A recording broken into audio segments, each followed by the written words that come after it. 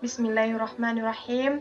Assalamualaikum warahmatullahi wabarakatuh. Alhamdulillahirabbil alamin. Wassalatu wassalamu ala asrofil anbiya'i wal mursalin sayyidina wa maulana Muhammad wa ala alihi wa sahbihi ajma'in. Amma ba'd.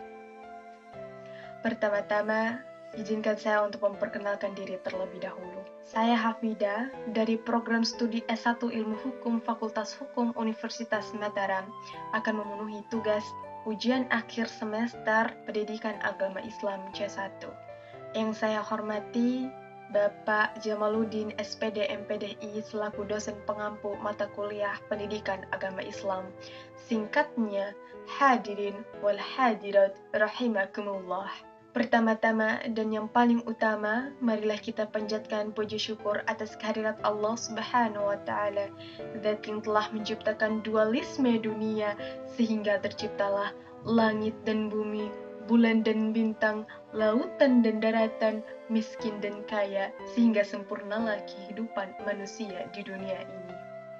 Salawat serta salam tidak lupa pula kita haturkan kepada junjungan kita Nabi besar Muhammad SAW, kepada keluarga, sahabat, dan para pengikut beliau yang setia hingga akhir zaman. Hadirin wal hadirat rahimakumullah. Dari zaman Orde Lama hingga memasuki masa reformasi sekarang ini, tembang-tembang miras dan narkoba mengalun syahdu seantero Nusantara dengan dentingan iramanya yang menebarkan aroma kematian di mana-mana. Miras dan narkoba seakan-akan sudah menjadi santapan sehari-hari. Padahal miras dan narkoba merupakan hal yang sangat berbahaya, terutama bagi pembangunan bangsa, karena sasaran utamanya adalah generasi muda.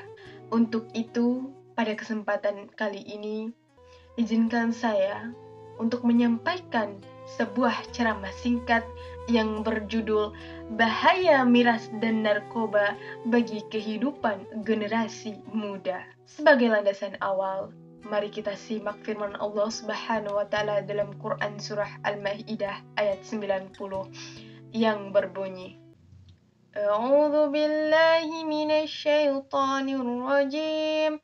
Bismillahirrahmanirrahim. Ya ayyuhalladzina amanu innamal amru wal maisiru wal ansab إنما الأمر والميسر والأنصاب والأزلام رجس من عمل الشيطان فاجتنبوه لعلكم تفلحون صدق الله العظيم. Artinya, wahai orang-orang yang beriman, sesungguhnya minuman keras, berjudi, berkorban untuk berhala, mengundi nasib dengan anak panah adalah perbuatan keji dan termasuk perbuatan syaitan. Maka jauhilah perbuatan-perbuatan itu agar kamu beruntung. Hadirin wal hadirat rahimakumullah.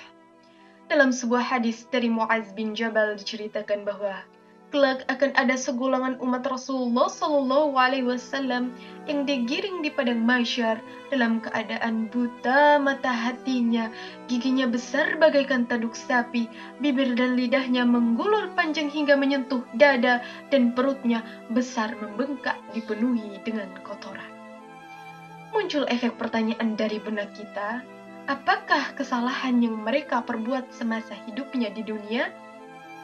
Jawabannya yakni meminum khamar. Khamar adalah segala jenis yang memabukkan. Hal ini sebagaimana yang disabdakan oleh Rasulullah SAW yang artinya, setiap yang memabukkan adalah khamar dan setiap khamar hukumnya haram. Khamar dapat menimbulkan berbagai macam dampak negatif, di antaranya adalah kerusakan akal pemakainya. Jika akal telah rusak, maka tidak diragukan lagi, kejahatan dalam bentuk apapun dapat dilakukan. Dalam keadaan mabuk, tak jarang seorang anak tega memukul orang tuanya sendiri. dalam keadaan mabuk. Seseorang tak segan-segan mencaci maki saudaranya sendiri, bahkan membunuh. Tidak hanya itu, dalam keadaan mengkonsumsi khamar, manusia lupa kepada Allah dan berani meninggalkan sholat sebagai tiang agama dan benteng dari kemungkaran. Na'udzubillahi min dzalik. Hadirin wal hadirat yang insya Allah dirahmati Allah, apakah patut seorang pemuda yang mengakui kebenaran Al-Quran lalu menghirup ganja dan kokain? Apakah pantas seorang pemuda yang mengaku meneladani Rasulullah SAW lalu meminum khamar? Tidak, sekali-kali jangan lakukan itu, wahai pemuda Islam. Janganlah menjadi mayat sebelum kamu mati, dan jangan membunuh dirimu sendiri dan juga orang lain. Menggunakan narkoba berarti menyerahkan dirimu pada kematian. Na'udzubillahi min dzalik. Wahai saudara-saudaraku yang dimuliakan Allah, remaja pecandu narkoba bukan memiliki mental pelopor, tetapi memiliki mental pengekor. Kemana-mana maunya naik motor, padahal kerjanya cuma molor dan disiplin hanya pada saat pembagian honor. Coba kita pikirkan, sudah berapa banyak para penenggak obat-obat terlarang yang merasa yakin bahwa ganja, heroin, kokain, dan sebagainya dapat membangkitkan perasaan, membuat malam terasa lebih menyenangkan, sehingga sepanjang malam tenggelam dalam kenikmatan syahwat.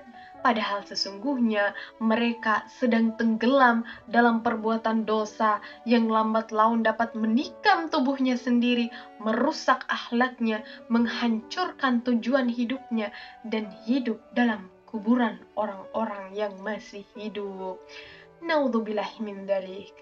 Oleh karena itu, dalam mengisi pembangunan ini, kita dituntut untuk mencetak remaja-remaja beriman kuat, berakhlak mulia, sehingga jauh dari narkoba yang dilaknat oleh Allah Subhanahu wa taala.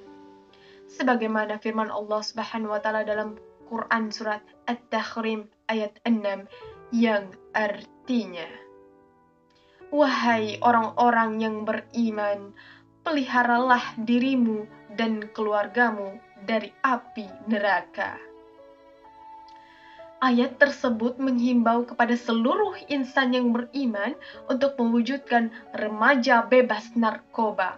Untuk itu, mari kita tanamkan nilai agama sejak dini, karena kelak kami yakin mereka dapat menjadi pemimpin umat yang bebas dari narkoba dan masuk surga yang penuh nikmat. Hadirin wal hadirat rahimakumullah, demikian yang dapat saya sampaikan. Mohon maaf atas segala kekurangannya. Terima kasih atas segala perhatiannya. Kalau bukan kita, siapa lagi? Kalau bukan sekarang, kapan lagi? Wabillahi taufiq wal hidayah. Wassalamualaikum warahmatullahi wabarakatuh.